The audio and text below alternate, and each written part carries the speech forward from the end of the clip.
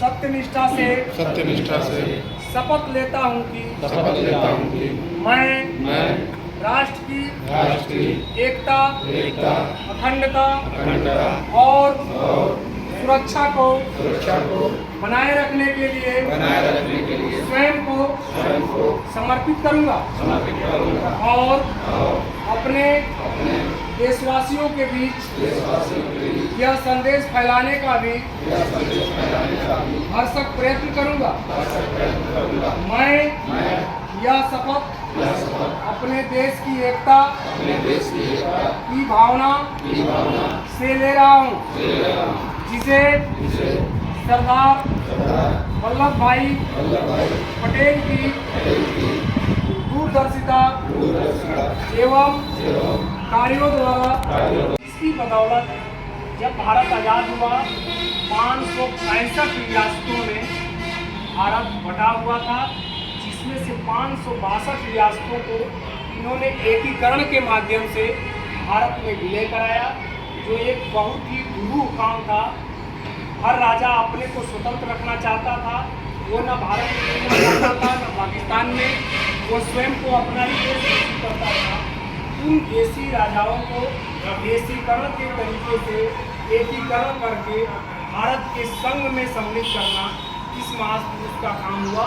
इस महापुरुष ने अपने कौशल, बुद्धि, अपनी ताकत से उन 562 देशी रियासतों को भारत में सम्मिलित कराया, जिसका परिणाम ये रहा, भारत जिसको आप इंडिया कहते हैं, जब संविधान का अनुच्छेद 1 पढ़ेंगे उसमें लिखा है कि भारत राज्यों का संघ होगा।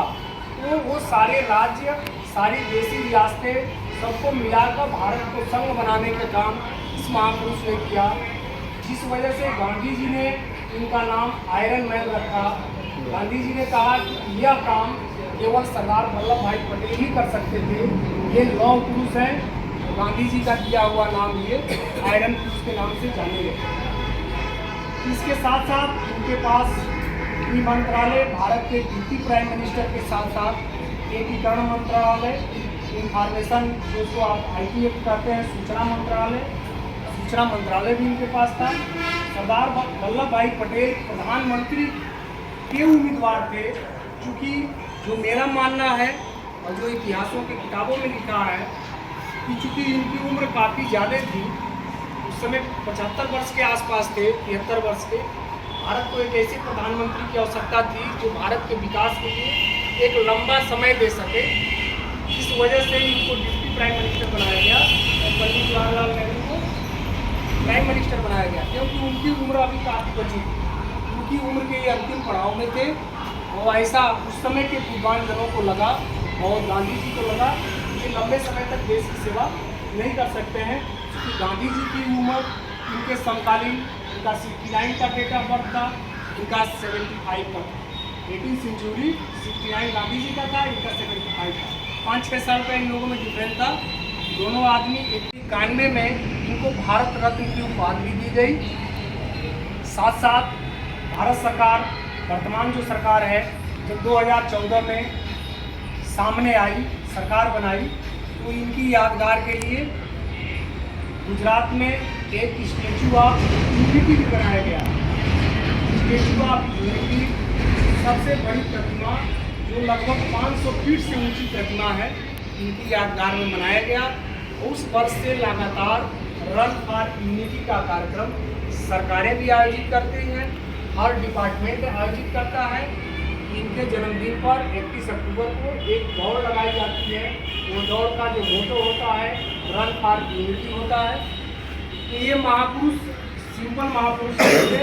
इनकी कहानियाँ आती हैं कि गाजर खाते थे और चले गए। जो राजा अकड़ के रहता था कि हमको तो भारत में नहीं मिलना है, हमको पाकिस्तान में नहीं मिलना है, एक गाजर खाते रहते थे और दूसरा गाजर उस राजा को पकड़ा देते थे कि ये गाजर खाओ और ये विलय पत्र पर दस्तखत करो, भारत में आके मिलो। तो आप इस संकेत को समझ सकते हैं कि किस तरह के जीवट आदमी थे। किसी भी रियासत को मिलाने के लिए इनका मात्र एक साधन था, जाते थे। और इसलिए चूँकि इनके पास गृह मंत्रालय था, तो जितनी भी सेंट्रल पुलिसेस थी और स्टेट पुलिस थी, वो भारत के गृह मंत्री के अधीन ही जाता है। जितनी भी आंतरिक सुरक्षा की जिम्मेदारी होती है वो भारत सरकार के गृह मंत्रालय के अधीन होती है।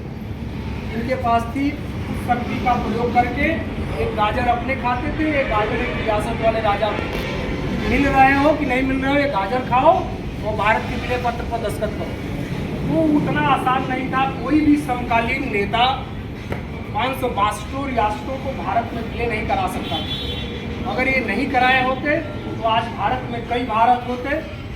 562 रियासतें थी तो कम से कम मान के चलिए कि 100 भारत तो भारत में होते ही। तो इतना बड़ा बृहत्तर भारत की स्थापना एकीकरण के देशी रियासतों को एकीकरण करके हमारे पटेल जी ने कराया। इनकी पुण्यतिथि को, जन्मतिथि को इसलिए हम लोगों को हर वर्ष याद करना है कि हमारे आपस के बीच से ही कोई लड़का नेता पैदा हो सकता है। सामने अभी जिनका महापुरुष का हम लोगों ने माल्यार्पण किया, उनकी प्रतिमा पर हम लोगों ने पुष्प अर्पित किए। ये महापुरुष भारत के ऐसे महापुरुषों में इनकी गिनती है कि आज़ादी के समय यदि गिनती की जाए तो गांधी जी के बाद इनको दूसरा स्थान दिया जा सकता है। सरदार वल्लभ भाई पटेल का जन्म 31 अक्टूबर 1875 को गुजरात में हुआ था और इनकी मृत्यु 15 दिसंबर 1950 को मुंबई में हुई। यानी कुल 75 वर्ष का जो कार्यकाल है इनके जीवन का, ये अद्वितीय कार्यकाल रहा। देश की आज़ादी के बाद भारत सरकार की जो अंतरिम सरकार बनी, जो क्या चुनाव के बनी, तो उसमें लोकसभा के चुनाव नहीं हुए थे, आम चुनाव। उस अंतरिम सरकार में भारत के पहले